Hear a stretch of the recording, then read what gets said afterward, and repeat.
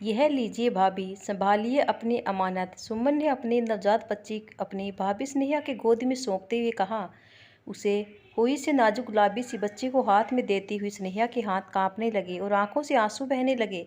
उसे भावुक होते देख स्नेहा के पति संदीप ने उसे संभाला और दोनों ने सुमन के हाथों से अपनी बच्ची को गोद में ले लिया। कितनी देर तक स्नेहा अपलक उसी नन्ही सी जान को निहारती रही और वह नन्ही परी भी तो कैसे टुकर टुकर अपनी यशोदा माँ को देख रही थी, मानो पहचान करने की कोशिश कर रही हो उसे। स्नेहा ने उसके माथे पर चुभन अंकित करके अपने सीने से लगा लिया। उस प्यारी सी बिटिया को पाकर आज स्नेहा को संपूर्णता का एहसास हुआ। आज माँ बनी थी, प्यारी सी बच्ची की माँ, और उसे यह असीम सुख उसकी नंद के कारण मिला था।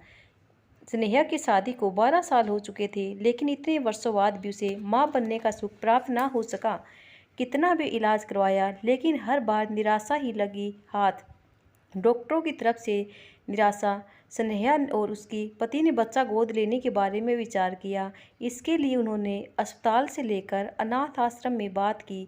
जितना आसान उन्होंने समझा था, बच्चा गोद लेना इतना ही आसान ना था। कानूनी जटिल प्रतिक्रियाओं के चलते 3 साल हो चुके थे। हर तरफ से उन्होंने सांत्वना ही मिलती, लेकिन बच्चा नहीं। ससुराल से लेकर मायके के रिश्तेदार तभी जुबान में स्नेहा को सुनने से एक भी मौका नहीं छोड़ते थे। कितनी ही बार स्नेहा अकेले में फूट फूट कर रोई, लेकिन बस उसे इस बात की तसल्ली थी कि संदीप उसके साथ था। स्नेहा की 2 देवरानी जिठानी थी। वह छोटी थी। जेठानी की एक लड़का और 2-3 लड़कियां थी।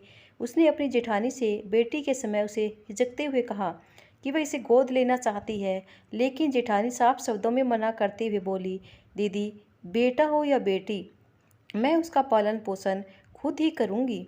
मुझे अपना बच्चा किसी दूसरे को ना दिया जाएगा। उसका जवाब सुन स्नेहा ने चुप्पी कर ली।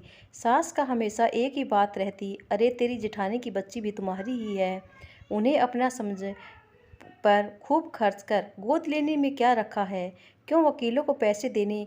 सब तरफ से सुनने को ही मिल रहा था। आशा ही किरण कहीं नज़र नहीं आ रही थी।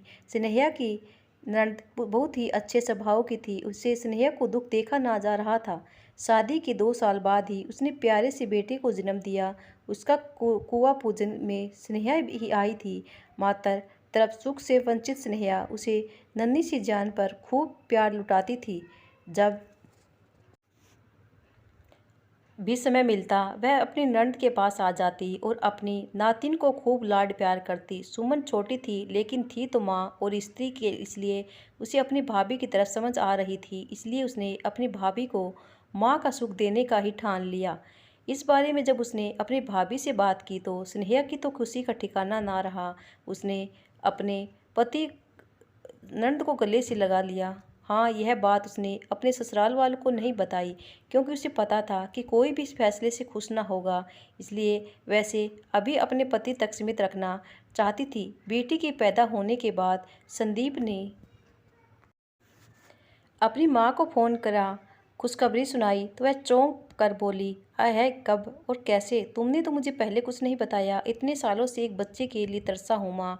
डर था कि पता नहीं भगवान इस बार भी हमें मन में मुराद पूरी करेंगे या नहीं, लेकिन उन्होंने हमारी सुन ली। आप आओ तो सही अपनी पोती को देखने।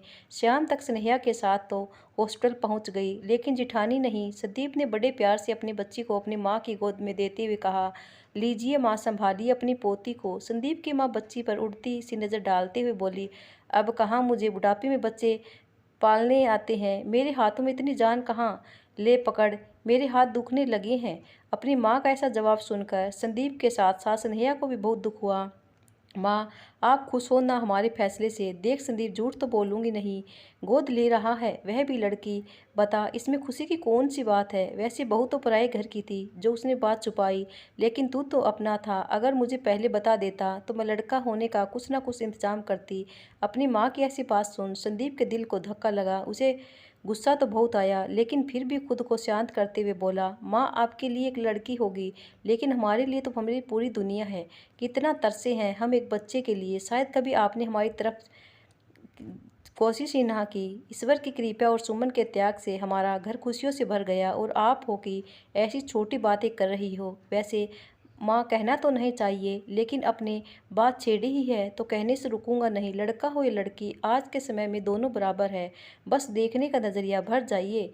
वैसे भी आपकी पहले से 3 पोतियाँ हैं, आपने उस समय को इंतज़ाम क्यों नहीं किया जो आप ऐसी ऊंची बातें कर रही हो? सोचा था जैसे आपने अपनी तीनों पोतियों के होने में उनकी देखभाल की, उनके पालन पोषण के बारे में भाभी को सलाह दी, वैसा ही प्यार मेरी बच्ची को मिले।